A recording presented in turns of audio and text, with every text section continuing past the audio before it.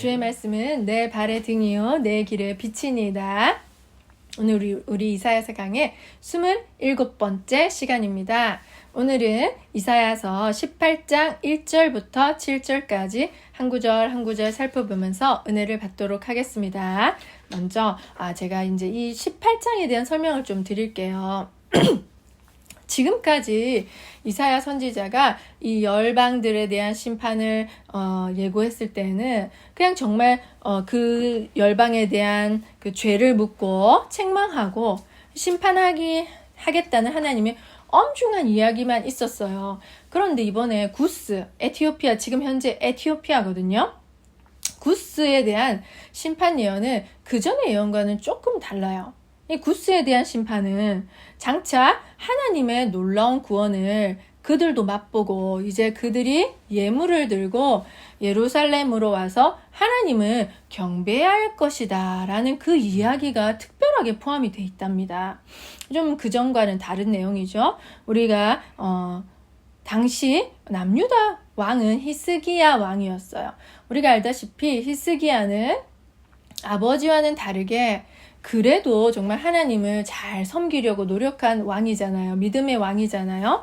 히스기야가 남유다를 통치하고 있을 때 아수르는 굉장히 강력한 세력을 확장하면서 우리가 지난번에 살펴보았듯이 아람 나라도 멸망시키고 북이스라엘 나라도 멸망시키면서 계속해서 남진 전책을 펼쳐서 남유다까지 포위한 남유다의 여러 성읍을 이렇게 무너뜨린 그런 지금 강력한 힘을 발휘하고 있던 때였어요. 그러다 보니까 아수르는 이제 남유다만 점령하면 그 밑에 있는 애굽과 에티오피아, 구스까지 자기네들이 점령할 수가 있기 때문에 그런 야망을 품고 남진 정책을 계속 펼치고 있었던 때였어요. 그런데 이제 구스는 이제 지도상에서 애굽 밑에 있거든요. 이제 지금 에티오피아니까 이 구스는 그때 당시 샤바코 왕이 통치하고 있었는데요. 이 샤바코 왕이 얼마나 통치를 잘했던지 애굽을 점령하고 다스리던 그 시기였어요.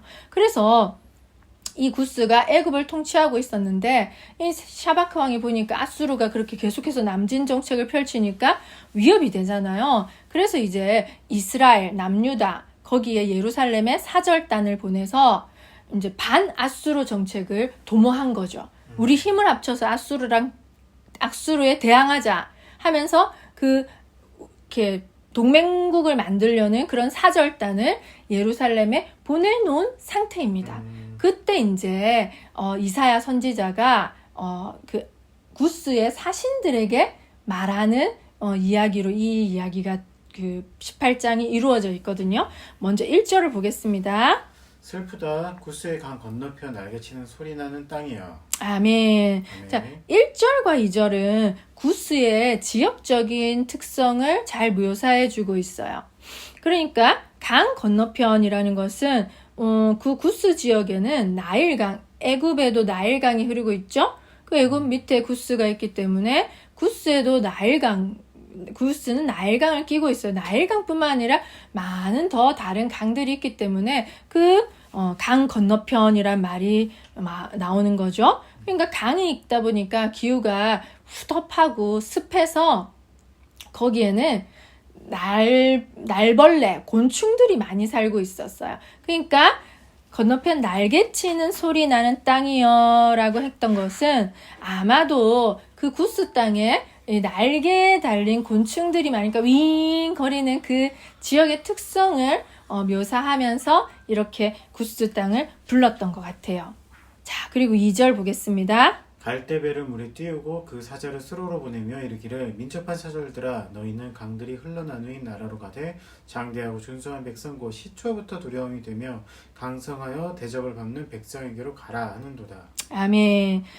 자, 이 이사야 선지자는 이 2절에서 이제 되돌아가라 하는도다라고 했잖아요.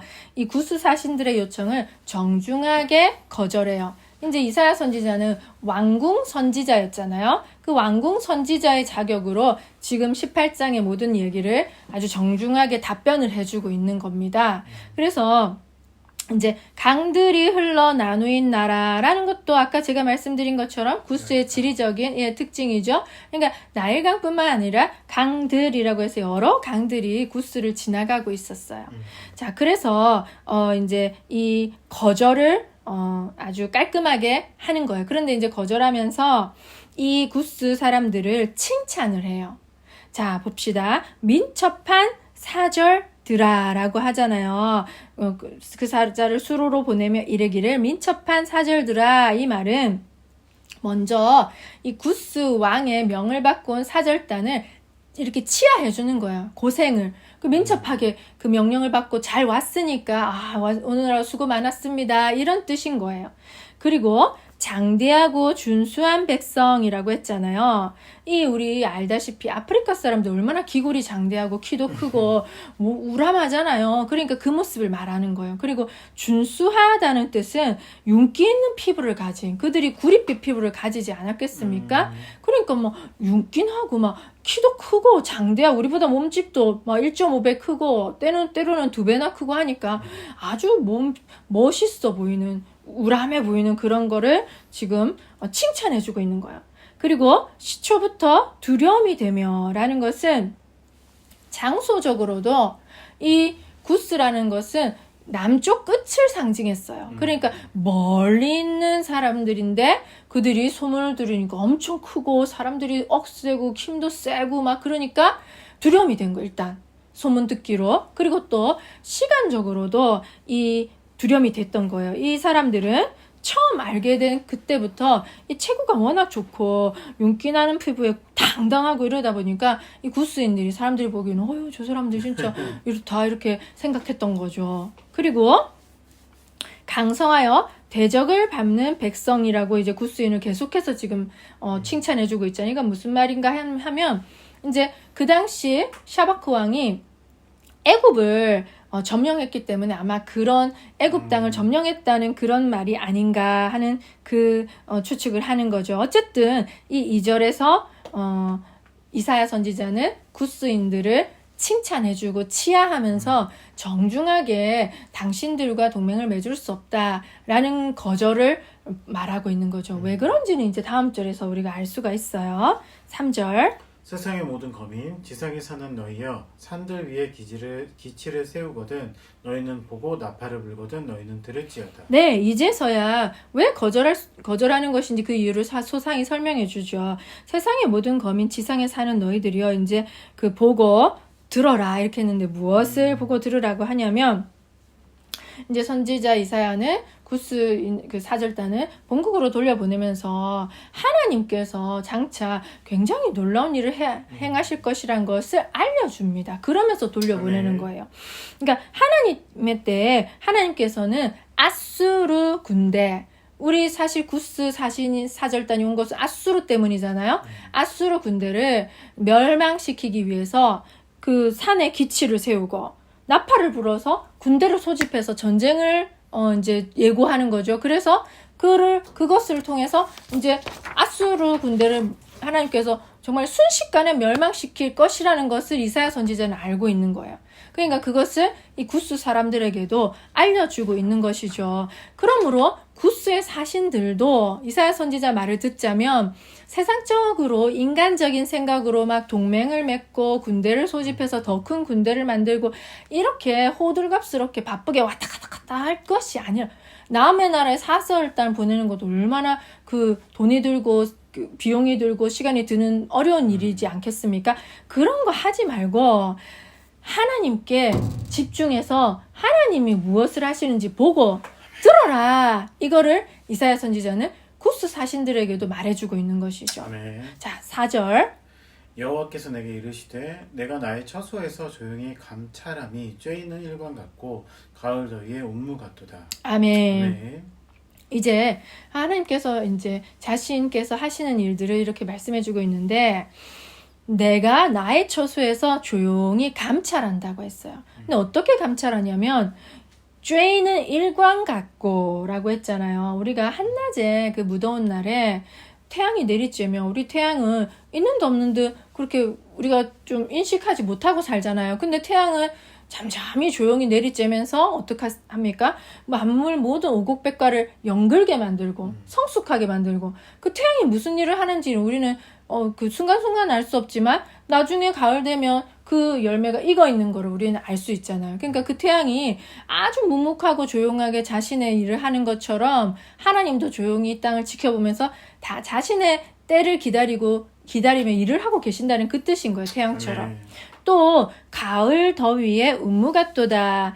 이제 정말 얼마나 더울 때 낮에 얼마나 덥습니까? 그런데 이제 한밤에 우리도 모르게 이슬이 내리고 또는 뭐 밤안개가 이렇게 덮이면 아침에 일어나 보면 풀에 이슬이 맺혀 있잖아요. 근데 이슬이 굉장히 중요하다고 하더라고요. 그 이슬을 먹으면서 식물들이 자라고 연근돼요. 그러니까 이 이슬이 언제 내리는지도 모르고 어떻게 내리는지도 모른 채 우리가 밤사이 자고 일어났더니 내려 있어서 그 식물들을 자라게 하는 것처럼 하나님께서도 우리가 알 수 없는 그 시간에 일을 하시면서 하나님의 때에 하나님의 일을 이루기 위해서 이렇게 일하고 계신다는 거, 감찰하고 계신다는 거, 가만히 있는 분이 아니라는 거를 이렇게 알려주시는 거예요. 아멘. 그리고 이제 하나님께서 무슨 일을 하실 건지를 5절에 나와 있는 거죠.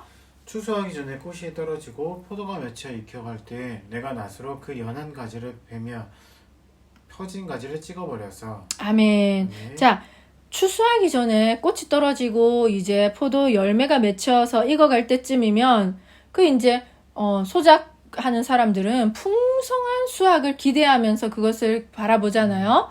근데 낫이 되어지는 거예요. 그 베어버리고 찍어버린대요. 누가? 하나님께서. 이 아수르가 마치 이 포도나무와도 같은 거죠. 이 아수르 왕이 뻗어나가거든. 아람 무너뜨렸지, 북이스라엘 무너뜨렸지, 남유다도 자기네들이 공격하고 있지. 이제 막 구스 애국까지 다 잡아먹을 생각하니까 완전 풍성한 소출에 배가 부른 거예요, 이미. 그래서 이 주변의 열국을 자기 손에 쥐고 놀려는 대제국의 야망을 꿈꾸고 있었는데, 아하, 그 자기 꿈대로 되겠습니까? 그 풍성한 소출을 기다리던 아수르가 이제 그 가지가 베이고 치킨같이 다 베어버리는 거예요. 이게 수확을 하기도 전에. 그러니까 막 수확의 기쁨을 막 맛보기 딱 직전에 하나님 얼마나 타이밍이 끝내주는지. 아수르가 교만할 대로 교만한 채로 내버려 두시다가 한 방에 팍 치는 것이죠. 자, 언제 그랬냐면 이사야서 37장 36절에 우리가 알고 있는 문장이 그 이야기가 계속 등장해요.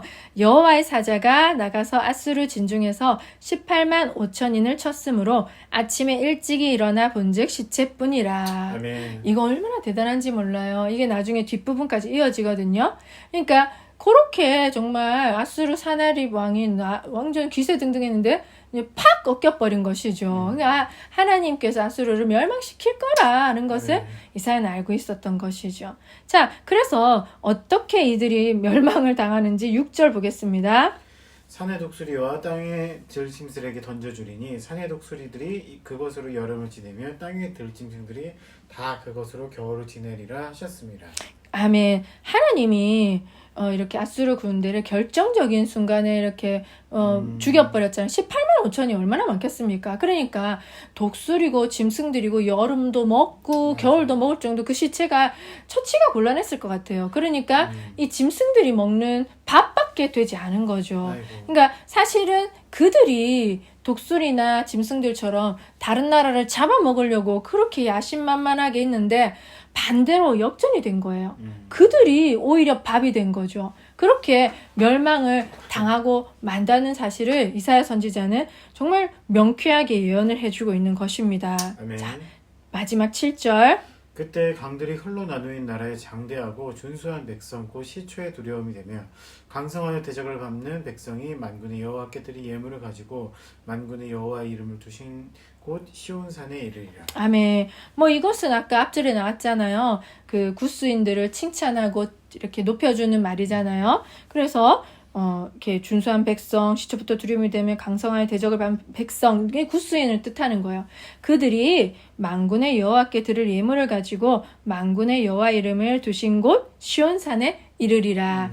이것은 두 가지 의미로 우리가 해석하면 좋을 것 같아요. 첫 번째는 정말 장차 있을 일이에요. 뭐냐면 이제 히스기야 시대에 아수르 군대가 예루살렘을 에워쌌는데 하룻밤 사이에 18만 5천이 다 죽어버린 거 우리가 아까 말씀드렸잖아요. 그 소문이 구스 땅까지 퍼진 거예요. 구스 땅까지 간 거예요. 그러니까 구스 사람 왕이 듣고는 깜짝 놀라가지고서는 축하한다고 예물을 진짜 예루살렘에 보낸 거예요. 유다 왕에게. 자, 그것을 우리가 어떻게 추측할 수 있냐면 역대하 32장 23절에 이런 말씀이 있어요. 여러 사람이 예물을 가지고 예루살렘에 와서 여호와께 드리고 또 보물을 유다 왕 히스기야에게 드린지라. 이후부터 히스기야가 모든 나라의 눈에 존귀하게 되었더라. 아멘. 히스기야가 기도함으로 말미암아 18만 5천이 모조리 죽은 사실이 온 나라에 다른 나라들의 소문이 나니까 이 다른 나라들이 이제 히스기야 왕을 축하하려고 예물을 보낸 거예요. 거기에 구스인도 당연히 있었겠죠. 그래서 너희들이 장차 이럴 것이라는 거를 또 예언을 했는데 또 좀 정말 재밌는 사실 한 가지는 우리 신약 시대에 와서 에티오피아 내시 이야기 아시죠?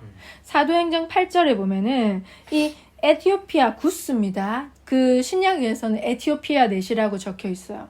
그 시대는 에티오피아로 이름이 바뀌었겠죠. 그 내시가 예배하러 예루살렘에 왔다가 이사야가 쓴 글을 읽고 있었던 거예요.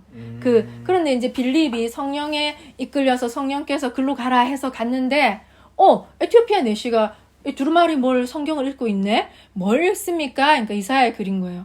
그래서 그가 찔림은 우리 허물 때문에 그가 상하면 그 예수님에 대한 비유인데 아니 도대체 이게 무슨 글인지 모르겠다 이러면서 빌립에게 그거를 해석해 주기를 청하는데 빌립은 당연히 알고 있죠. 이것은 예수님에 대한 이야기이다 라고 그것을 풀어주면서 그러니까 에티오피아에서 가다 보니까 마차 타고 가다 보니까 물이 있었어요. 시냇가. 그러니까 세례 받는 게 안 될 게 어디냐, 세례를 달라 해서 빌립이 그 내시에게 세례를 주고 그 내시는 아주 감동을 받고 자기 나라로 돌아갔다는 그 이야기가 나오잖아요. 그러니까 구스 사람들이 예물을 들고 시온산으로 온다는 것은 그 히스기야 시대뿐만 아니라 아주 한참 지난 신약 시대에도 이루어진 정말 세계주의적인 복음의 전파라는 것이 이사야서는 또 한 번 입증된 것입니다. 아멘. 그래서 참 재밌죠. 이 구스 사람들이 예루살렘으로 와서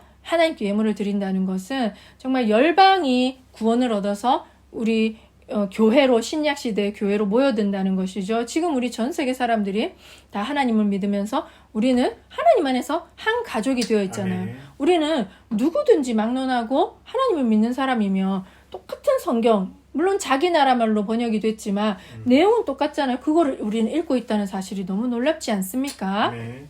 그래서 이 이사야서는 참 읽다 보면 참 재밌어요. 그리고 이제 우리 다음 시간에는 이제 애굽의 심판과 회복에 대한 메시지를 나누어 보고자 합니다. 이렇게 오늘 구스 이야기를 하면서 정말 하나님께서는 조용히 이 땅을 감찰하시지만 정말 하나님의 때, 그 하나님의 시간에 반드시 하나님의 일을 하고야 마시는 분이라는 것을 우리는 또 한번 알 수 있습니다. 아멘. 그러니 우리가 할 일은 구스 왕이 사절단을 막 보내서 인간적인 도모를 꾀하고 계획을 하는 것 호들갑스럽게 하기 이전에 우리는 먼저 하나님을 바라보면서 하나님의 뜻이 어디에 있는가, 하나님은 무엇을 하고자 하시고 우리가 뭘 하기를 원하시는가, 그 하나님을 바라보는 것이 우리에게 우선돼야 된다는 것을 또 한번 우리가 알 수가 있습니다. 아멘. 그래서 우리가 할 일은 최선을 다해서 하지만 우리가 할 수 없는 일들에서는 하나님의 전능하심을 믿고 기다리는, 우리가 잠잠히 하나님을 바라보며 기다리는 나의 소망, 나의 구원이 그에게서 나오는도다. 아멘. 그 믿음이 우리에겐 필요한 것이죠. 아멘. 오늘도 이사야서 공부하느라 정말 감사드립니다. 우리가 이렇게 말씀을 묵상할 때마다 시냇가에 심은 나무가 철을 따라 열매를 맺으며 그 잎사귀가 마르지 아니함 같은 형통의 복이 저와 여러분의 삶에 풍성하길 축원합니다. 아멘. 다음 이사야 시간에 뵙겠습니다. 안녕.